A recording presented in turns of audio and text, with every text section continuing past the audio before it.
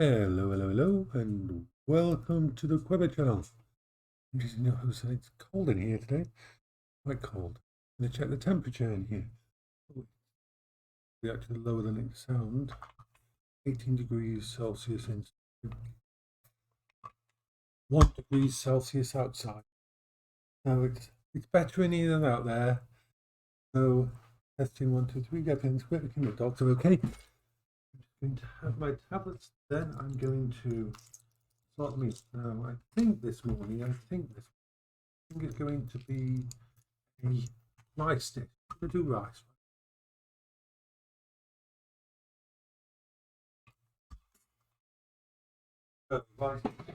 Rice dish is very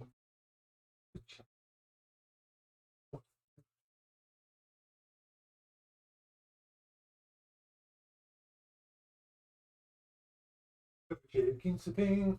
So, rice dish, rice dish in the Instabot. Rice dish. Let's prepare it over there because let's prepare it over. Got this camera set up. We don't really need this camera today, but it's set up. It's turned on, so Instabot. I think we're going to do 2 meals worth of rice. So the first thing we need is 120 grams of rice. Basmati rice. We can do this.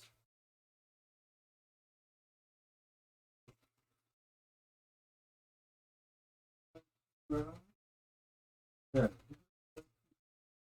Grams of rice. Right. Goes straight in the pot. No messing, straight in the pot. Then I'm going to slice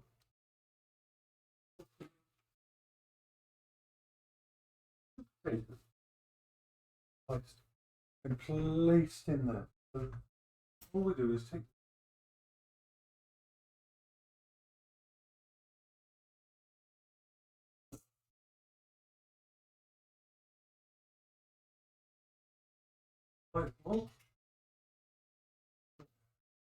a little bit of spicy potatoes go in there.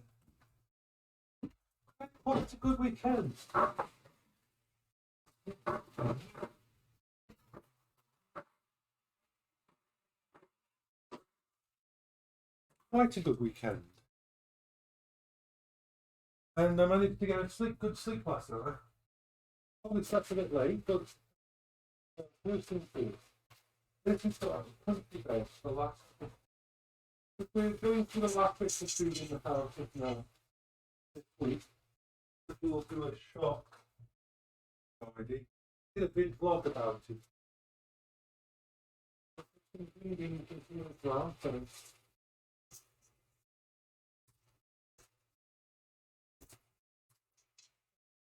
What a good thing.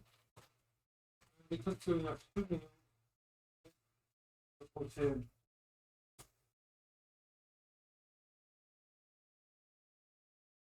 more sausages in there. Okay, life is good. Life is wonderful.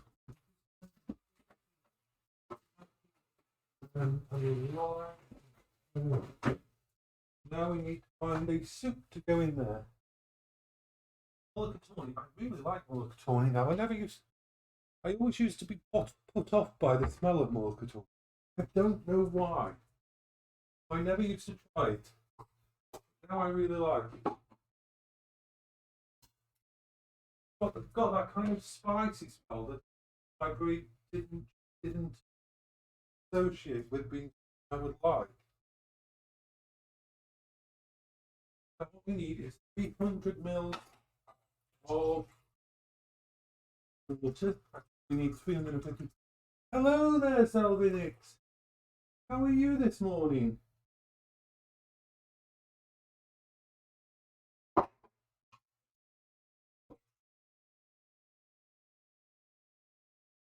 So this will make like a risotto rice.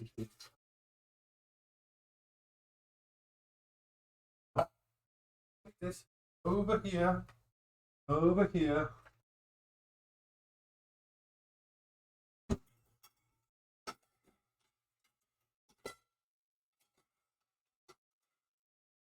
We get out our stirry thing and stir it all up.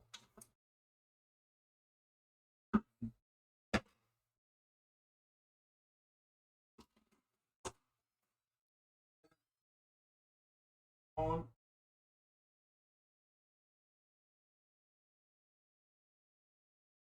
Hello, Bertie. I think I'm going to dog's do the dog's food now. Oh, I'm sorry you're feeling. I'm actually pretty good. Had a good weekend. Managed to get some sleep last night, so not feeling terrible. This is a good thing. So I'm going to just keep doggies.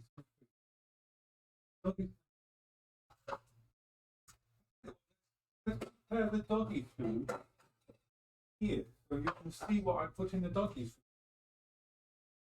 The doggy food.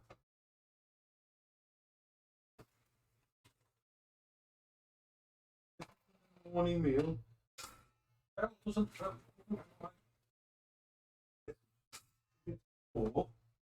they have 2 meals a day anyway, so yeah, I'm feeling this morning actually pretty awake. I've already done a load of bits and pieces, sorted out some more of the bedroom work. I don't like certain stuff actually. Food.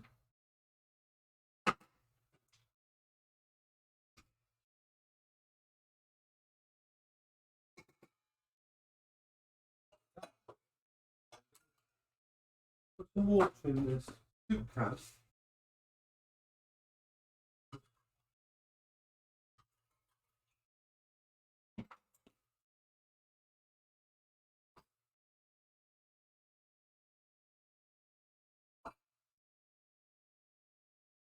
Then the doggies can have their food. Now Beryl doesn't usually eat hers food. The pussy bit. Beryl is like sometimes she doesn't eat. Sometimes she wants to wait and see if there's anything better. Oh, what are we doing now? Go on, eat your meal. Funny thing is, she likes to eat Bertie's food instead of hers. No. Carol, go on. Come on. Come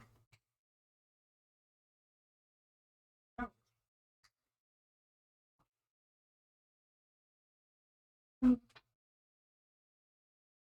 He likes to eat his meal instead of hers, so she'll start eating his, even though hers and his are pretty much exactly the same. She prefers we do. And sometimes she doesn't eat at all in the morning, but sometimes she does. She's a bit fussy, Beryl is.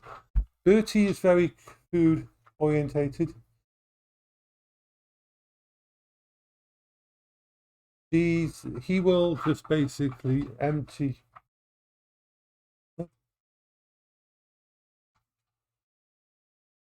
Well, your own fault, because you moved away from your bowl and now you don't want his bowl. He's crazy, Beryl is. He's a little bit crazy. What, yay? You're not hungry this morning, are you?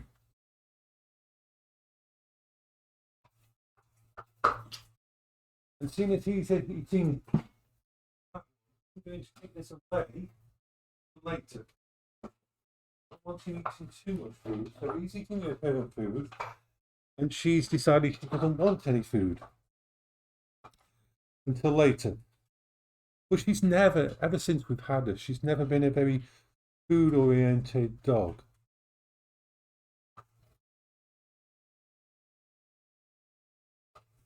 Bertie is a very, very, very food oriented dog.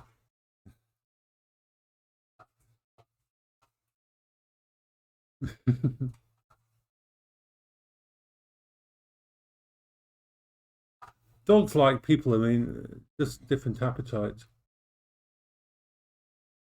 And I'm working out what I'm going to pick up at the end of this month or during this month. Why I'm thinking I've got a few choices of things to upgrade in the house. The main thing I want to do is actually get myself a hyperspin emulator. I used to have one and I can't find the code to download it again. I might have to buy it again. It sucks. I'm just having to set apart things at the moment. But there's not much I need to buy. I've already bought a few bits and pieces I needed to pick up. I need to buy more of those hooks that you can put on the wall because I love being able to have all my bits and pieces.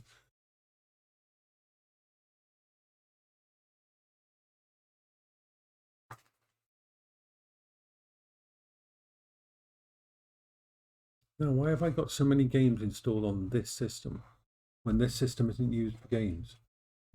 I don't know. I wanted to have a look at the core temperatures and see how we're going.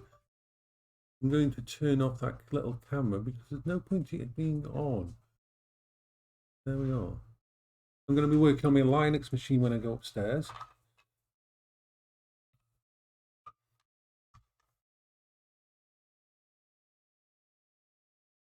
Hmm.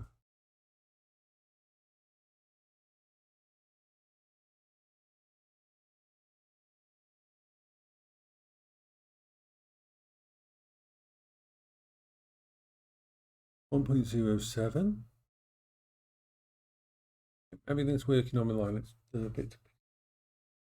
So the plans for this week and next week. Hello, Bertie. You're beautiful, aren't you? Bertie wants. You've had your food. Beryl hasn't had her food, but that's because she's been a. What up? You've been a good dog. Are you being a good dog? Yes, you're a good dog. Bertie's like, yes, I'm always a good dog. I'm the best dog. I deserve food all the time.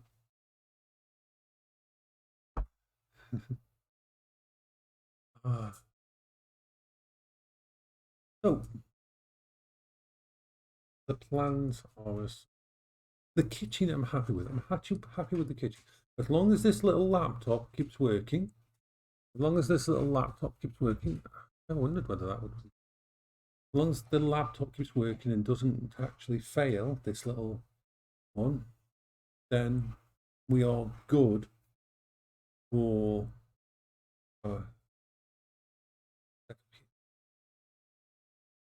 The bedroom setup, the Linux setup is good and being set up properly. That will work. I'm very happy with the little mini computer that we've got set up. That seems to work really well. I don't know whether it would cope with being used for the emulations. I'm very tempted. At the moment, emulation stuff goes through the main PC, but that little computer that we've been doing the morning streams on, if that could handle the emulation stuff going through it, it would actually make things easier and less wiring I have to put around the entire house. So that's a thing I'm going to test this morning as well. I want to get OBS to completely and fully work on the Linux laptop. That's another job I've got to do this morning, although we're already at 11. We're already at 11, so when I say this morning, it probably means somewhat into the afternoon.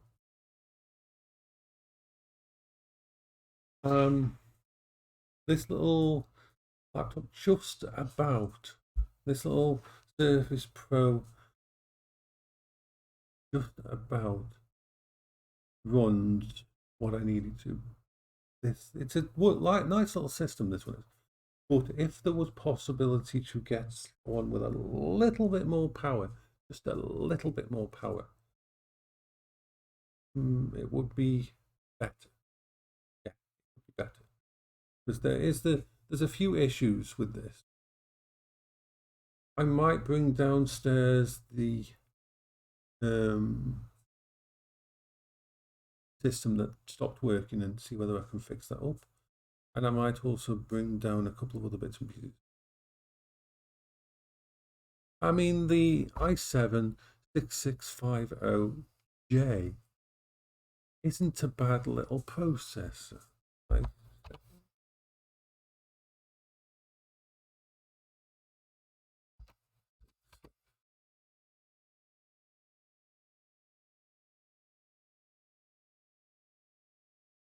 6650U is not a bad processor. It's not brilliant. I mean, it could be worse. Naughty Navu, hello there. Yay, I'm good. I'm just 6650 CPU. I'm just trying to look at that.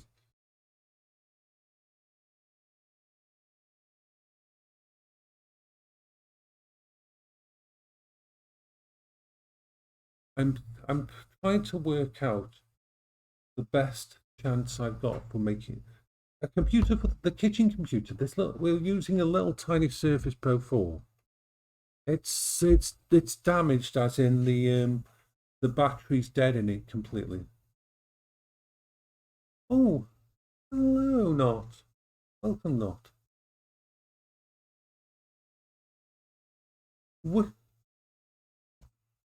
Which let me have a look at when it comes down to it, that drama was really silly. There was no point to it. I have no problem with drama. I have many trans friends. They are awesome. They are friendly.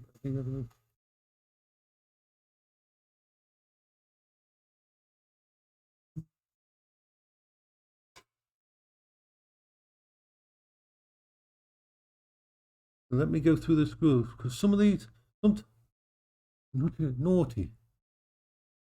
Yeah, I got your comments on that. Thank you. Yeah, I did get your comments. Naughty Navu. That's an interesting name.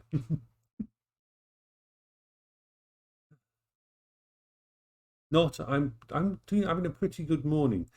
As you know, if you deal with the same kind of issues we have,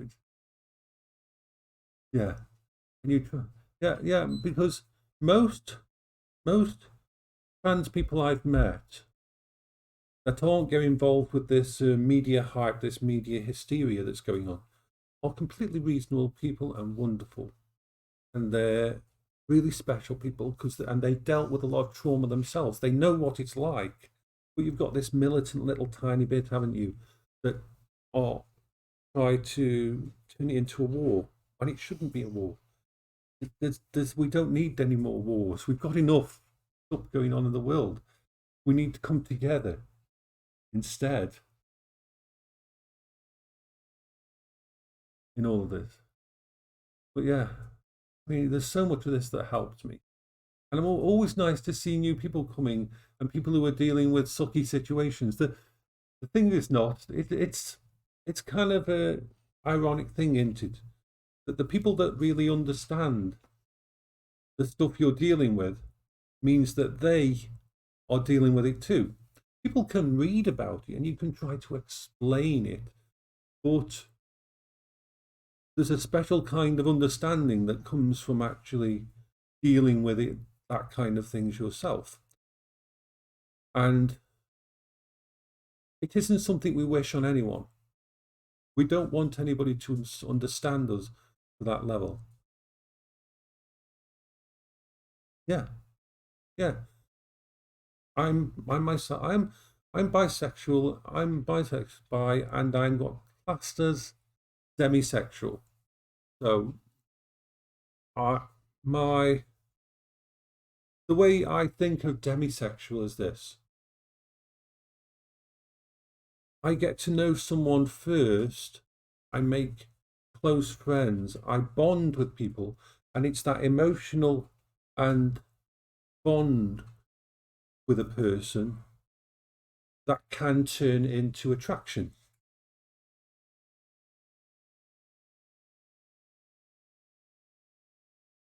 And that attraction can lead to other things, or it can just lead to a deeper friendship. I become attracted to someone once I really get to know them, and they become someone really important to me due to the bond, not the other way round. Yeah, yeah. Virtual hugs are fun. We like hugs. We like virtual hugs. Hugs are awesome. Yeah.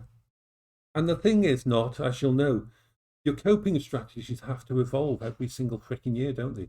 Because one of the reasons that you see me changing my computer stuff and moving things around and always having different games and always having different projects for me to do to keep my mind occupied is because your brain doesn't stay stationary. So why would your ADHD or your autism or your bipolar stay stationary? It doesn't. Your depression doesn't stay stationary. So that your coping mechanisms have to change and adapt as you go through life, because human minds are unique and strange and weird and messed up and cause us many problems.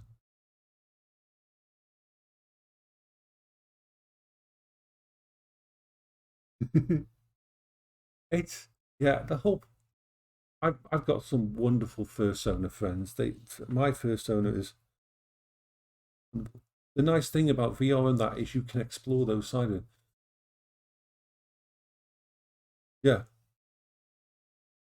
yeah. Everyone I know that deals with this has their own coping mechanism. Like my friend bakes cakes, beautiful, amazing cakes. That is her coping strategy. Her main coping strategy is baking cakes, which she then gives away to people.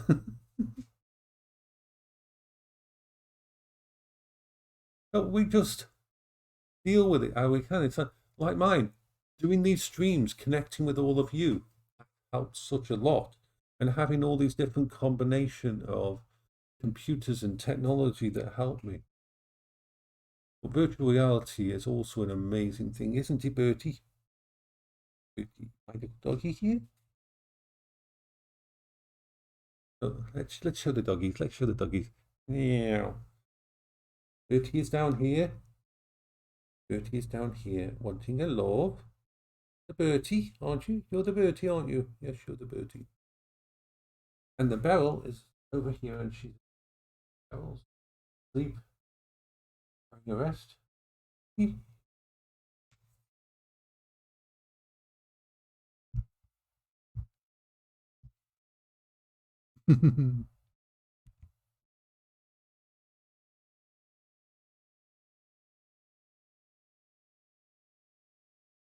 so so Bertie, that would all be awesome. Although I have a problem with Australia. I have a problem with Australia, and it's the fact that nature in Australia seemed to have gone the route of we're going to fuck over human beings and we're going to hate humans. Nearly everything nature-wise in Australia seems to want to kill or be aggressive or not like or have some way of killing human beings. It's a very different place from anywhere else in the world. It's like even you've got spiders that will chase you. You've got snakes that will actually get aggressive and pissed off and chase human beings. Human beings are this size. Spiders are this size. They know why. Why? Why?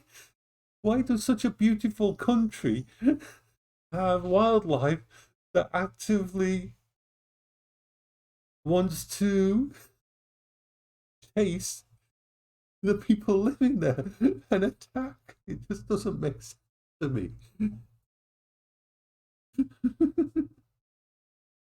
I love Australia. I've got some wonderful friends there, but and growing up there, I guess you get used to it. But to everybody else in the world, when we think of Australia, when we say, and we start hearing about the wonderful, amazing nature and creatures that will just be pissed off at humans for some reason and want to attack them. It's like, why? This is not fun.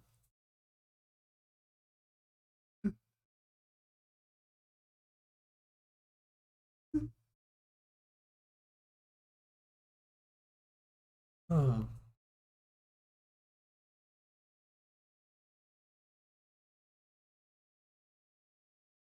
I mean, a friend of mine, Australian friend of mine, was telling me that one day he was in his living room and he wasn't going to go into his backyard because on the wood outside of his backyard door there was, I don't know what the spider was called, but the spider was just sitting there studying him. So yeah, would love to visit Australia. Would love to visit people there if I can ever leave my house. I would love to do that. But yeah, your wildlife freaks me out. Any other country, I want to go and explore the wildlife. Australia has a very different concept of wildlife.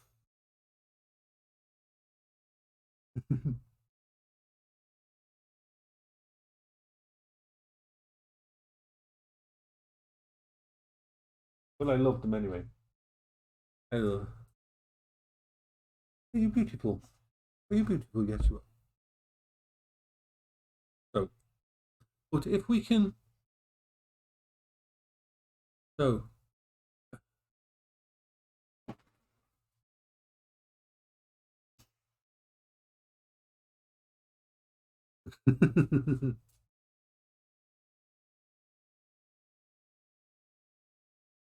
I mean, in most countries, the only other example of wildlife that is actually aggressive to everything is the what is it? The honey badger. The honey badger is known to be aggressive to and pissed off at anyone. They're very intelligent, and a honey badger will basically. It doesn't matter if you're an elephant. It doesn't matter what size you are. A honey badger doesn't really know any kind of fear, and it classes the entire world as its backyard, and therefore you're trespassing. Honey badgers are amazing. But in most countries, most animals are only aggressive when their territory is threatened or when you accidentally step on their tail or things like that, or you even snakes in America. Most snakes in America, if you have a problem with them, it's because you've accidentally disturbed them, and so on and so forth. Most animals don't aggressively attack, but yet there is spiders and insects and creatures that are in the Australian thingy that will, even though they're like they're tiny little things, they still get pissed off and want to take on something the size of a human. Not to eat, I mean, seriously, not like your prey. You're definitely not prey. But yeah, interesting to me, that is. That an entire ecosystem on a different continent. I've never understood the difference. I'm sure Australian, yeah,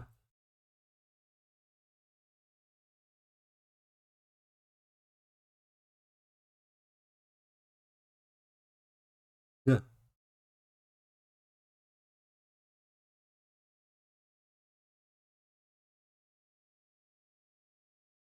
yeah.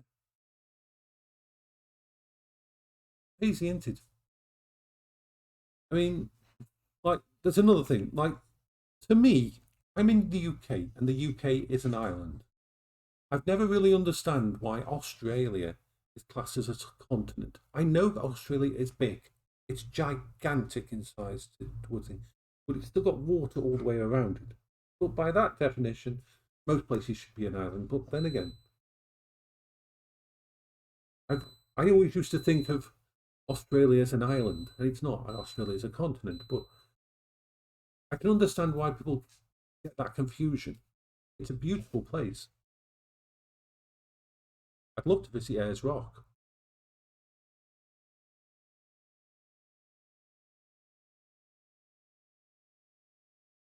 I'm happy and I bounce like a I'm happy and I bounce like a fish.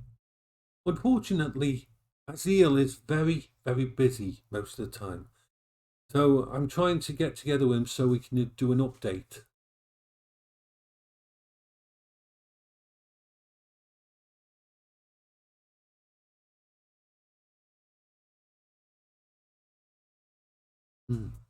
Yeah.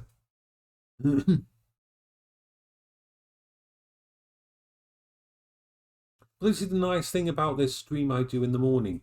It's just a place where we can talk about anything. Yeah, yeah.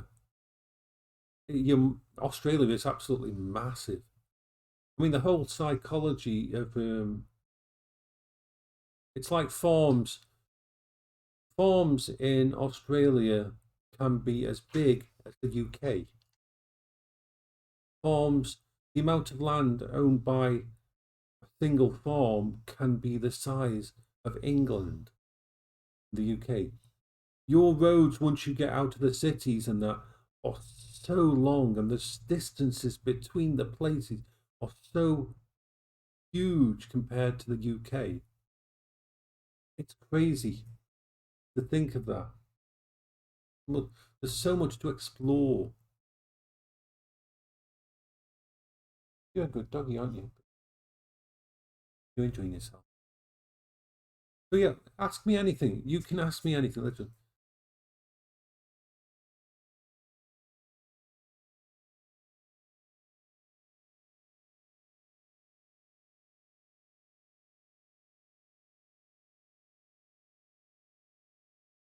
Yeah, I love talking to people. It's wonderful to spend time. And if you remember, I have no filter and no rules, so you can ask me any question you want about my life or how I live or anything like that. I will answer you. But you just make sure you actually want to know the answer. Because if you want to know that,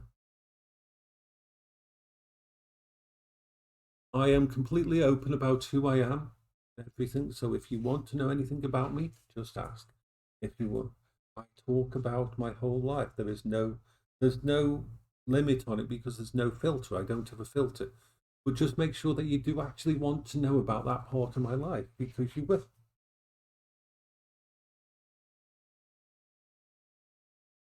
Oh, I think, I think the thing is crashing. Let me just sort that out. Yeah, thing is crashing. Favorite animal would be doggies.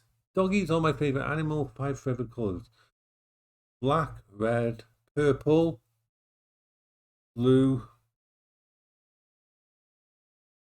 and pink. Black, red, purple, blue, pink. Red, purple. Staffies. Bertie is a staffy.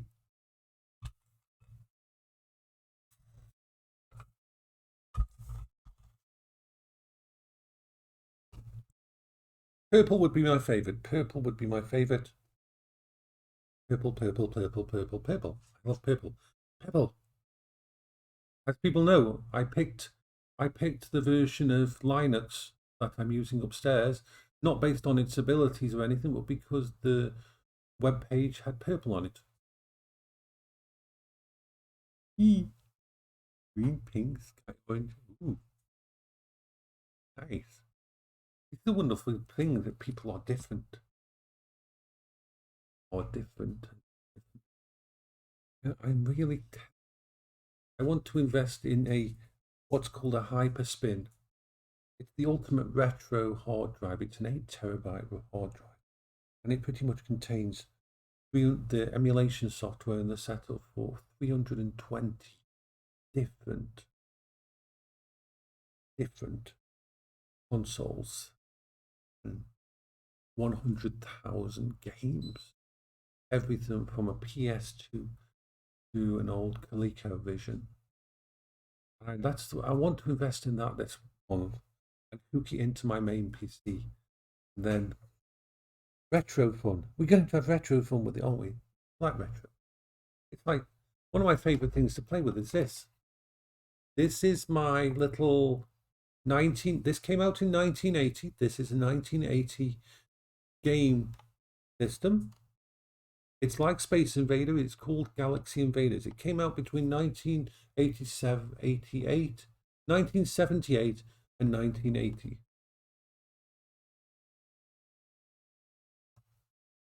I like them. They're very intelligent, but they're also their hair gets everywhere.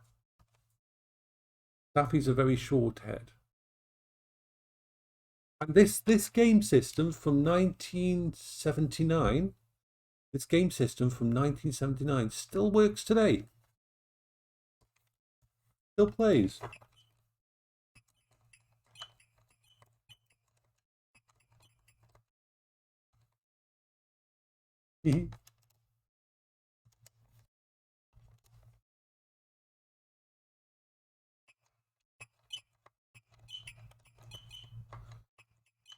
I played this game so much.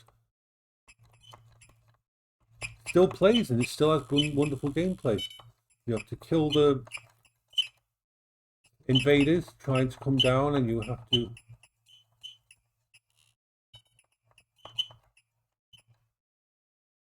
actually let me try to show it. Right, we're going to have to put that down there.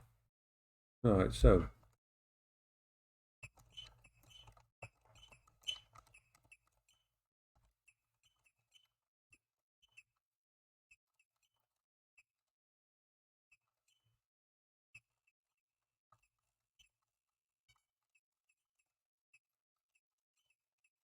I mean, it's good. It's just basic Space Invaders type gameplay, but it works.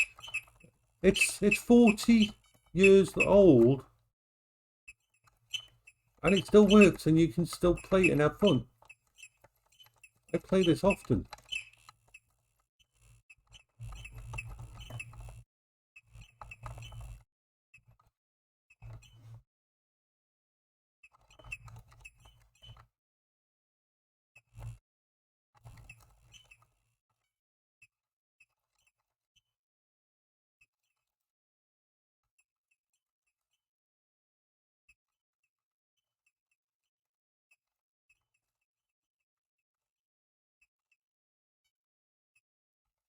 It's got a top score of 199, unfortunately. So I'm on the second highest difficulty at the moment. It's quite a hard game to learn. If I can get about 160, 170, once I get to 100, it'll. But I love these old games because you've still got the role, you've still got the gameplay, the simple gameplay, and the thing is, the switches on this haven't been changed. This is still the same button that came from this. Yep. Score 199. And the whole point is, think of it this way. Think of it this way. How functional is your phone going to be in 40 years? This game with the same display, the same switches for movement and fire, and the same buttons here that were made over 40 years ago, something like 44 years ago, it's still freaking working. And the only thing I've had to change on this is two things. In the back, one of the springs that holds one of the batteries in doesn't work, so I had to put a little paper clip in there to enable it to have a connection. And I have opened it up and just gave it a clean, but I didn't have to do the thing. Yeah.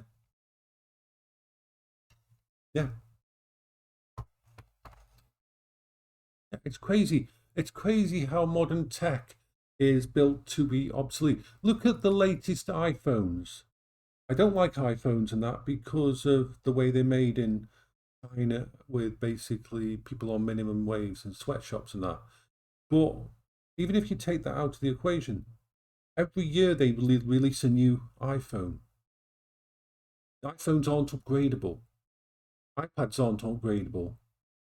And the problem is that on a planet with finite resources, every year we create a new thingy. And can you imagine? Can you imagine something like an iPhone if it would still work in 40 years?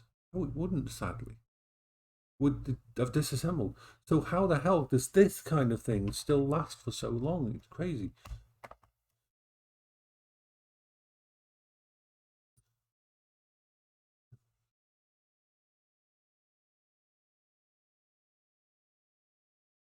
Hmm. Yeah. AI is wonderful. I love AI. I think AI would do a hell of a lot better than we do at looking after the planet and looking after us. I think if it comes down to it, if AI ever gets to it, I'd be happy to say, okay, let AI take care of anything and just let me play games for the rest of my life. Yep, AI can look after everything else. Because let's face it, our politicians make really dumb mistakes and don't look to the future and don't think about what's best for us.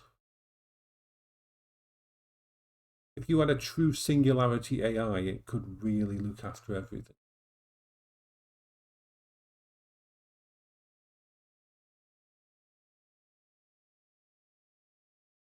Oh, my food's done. Let's open up the foodie. Let's open up the foodie.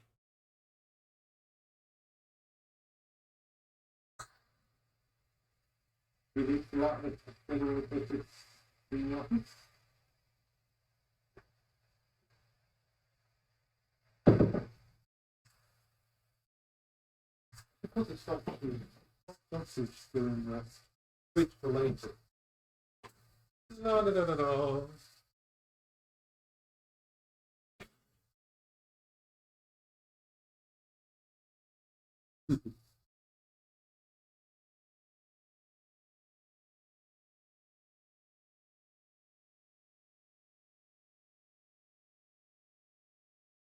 Oh, I think AI will become far more creative than us. I think we have limitations as human beings. AI will go past every single. I don't think there's a way to stop it. We can iterate ways we can't. And unfortunately, you got to imagine this. Let me,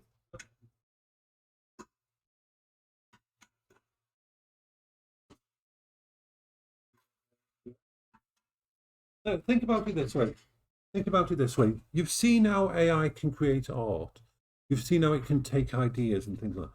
Well, imagine this. Imagine this for AI, and this is an interesting idea. Let's say in about 20 to 30 years, we've got an AI that can take it to its evolution. Hmm. Let's say, let's imagine that we're 20 years in the future, and I'm sitting in front of my computer, and I'm going to ask the AI to create something to me. So I'll say this to it. Okay, AI, take this game that I've got, Mass Effect. I want you to rewrite Mass Effect in VR with me as the protagonist, the complete thing, and redo the entire of the Mass Effect game series.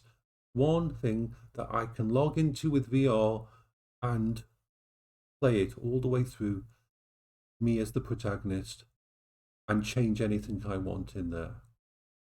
AI could do that. AI could take the entire of the Mass Effect genre, put it into one, and then create a new form of media, or create a film, or create something else based on it. That's the kind of thing that we can't do. For us to turn something like Mass Effect into VR would be very hard. But for AI, it's simple. Just like the AI art experts, you will get AI, yeah, things like that. Without the idea that You show your favorite book to the AI of the future, and the AI creates a film based on it or a game based on it to your specific. And then we've got even let's take into not safe for work sort of conversation, because this is an adult channel. How about this? An AI that you say to it, okay, these are all my sexual preferences. This is the kind of things I like. Create the perfect game for me, adult game for me, based on that. Or alter every single one of the games I own. So every single one of the games that I own now have adult content in them based on my preference. Humans couldn't do that, couldn't put that kind of effort into it. But for an AI, you give it, like when it creates art, when AI creates art, you give it, as long as you put descriptive of what you want out of it, AI can do, but it would be very, that's the kind of evolution of AI I think we'll get. Because the fact that we've now got, they can create deepfakes. Exactly, that would be amazing, wouldn't it? So many people in the world would be really, really happy. Really, really happy.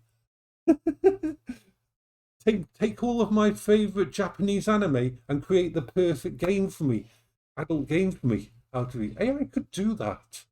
You just feed in all of the episodes of all of your favorite favorite anime and hentai and manga, and then press a button and say, "Hey, create," and it creates a perfect simulation game for you that you can go into VR for. That, to me, that would be a perfect use of AI.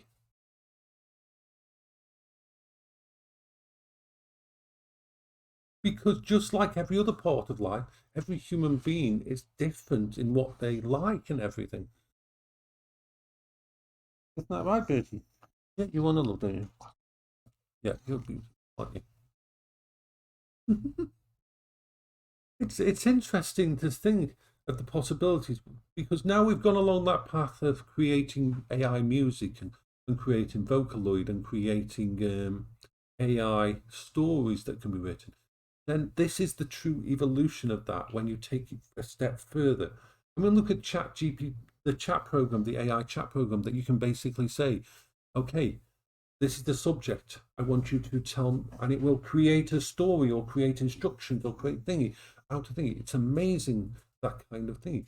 You take that to the next level of, this is the kind of, I want to play a game with me as the protagonist. Doesn't even have to be a naughty game. I want to play a game with this as a protagonist. I want it to be a first-person shooter. I want it to have really good story and choices and morals and karma. Like, take the examples out of a Mass Effect game or something like that, or if your favorite game is Fallout, and say, create the perfect game for me.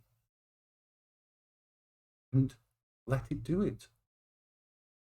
That is, I think, the evolution of that side of AI, of where AI will come into its own.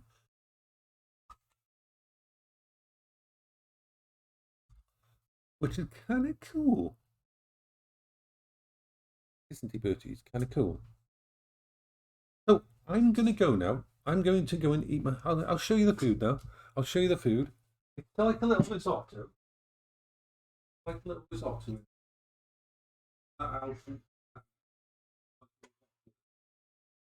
Sausage, body, rice risotto.